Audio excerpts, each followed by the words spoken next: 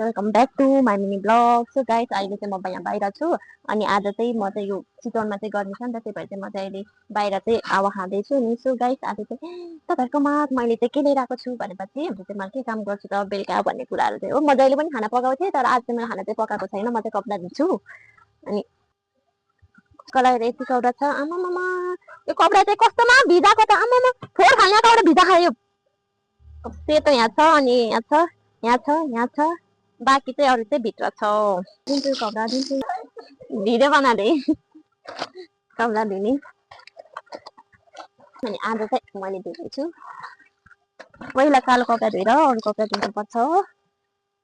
न पनि आउँदैछु अनि कपडा पनि यति धेरै छ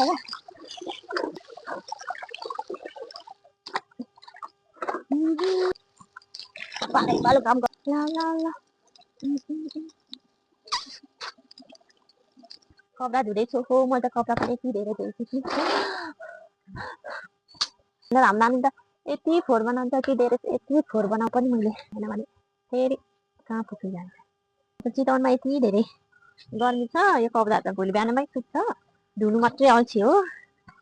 यस्तो गर्दा त कपडा धोएको यस्तो हुन्छ, यस्तो अफिस लगाएर जानु पर्यो दिनदिनै कपडा चाहिँ गर्दाखेरि के गर्दाखेरि त कपडा त लास्टै धेरै हुने रहेछ। यहाँ त यति धेरै पानी छ अनि यो चाहिँ सबै सेतो हो। अनि सेतो र कालोको जस्तै सेतोमा चाहिँ सबै कलर मिक्स भएर यस्तो कपडा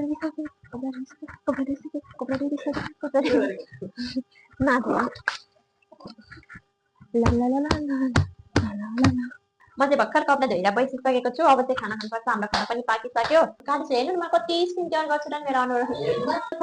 अनि म त यो स्किनको लागि चाहिँ मैले चाहिँ सप्लिमेन्ट पनि खान लगाएको छु।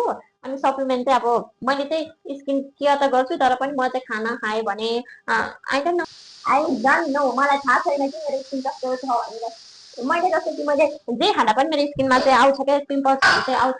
म चाहन्छु कि मेरो अनुहार चाहिँ सफा होस्, राम्रो होस्, मेरो अनुहारमा चाहिँ केही नहोस् भन्ने चाहन्छु। तर मैले चाहँदा पनि त्यस्तो हुँदैन, किनभने अब मैले जस्तै कि मैले जङ्क फुडहरू अलिक ज्यादा पनि खान्छु, नखाने चाहिँ होइन, थाहा छैन। जस्तै म ठाउँ सरेर म घर म आफू जन्मेको ठाउँ आफ्नो गाउँ जाँदा पनि मेरो स्किन बिग्रिन्छ, बरु चितवन आउँदा चाहिँ राम्रो हुन्छ।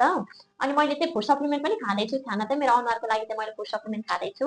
अनि भित्रैदेखि हामी चाहिँ केयर गर्नुपर्छ अरे क्या, स्किन केयर स्किनमा लगाएर मात्रै हुँदैन अरे। अनि भित्रैदेखि चाहिँ त्यो राम्रो भयो भने चाहिँ हाम्रो रगत राम्रो भयो भने चाहिँ हाम्रो स्किन पनि राम्रो हुन्छ भन्ने सुनेर त्यही भएर मैले चाहिँ फुड सप्लिमेन्ट चाहिँ खाँदैछु। त्यो दिन त्यस्तो लाग्छ राम्रो हुन्छ यो भिडियो त।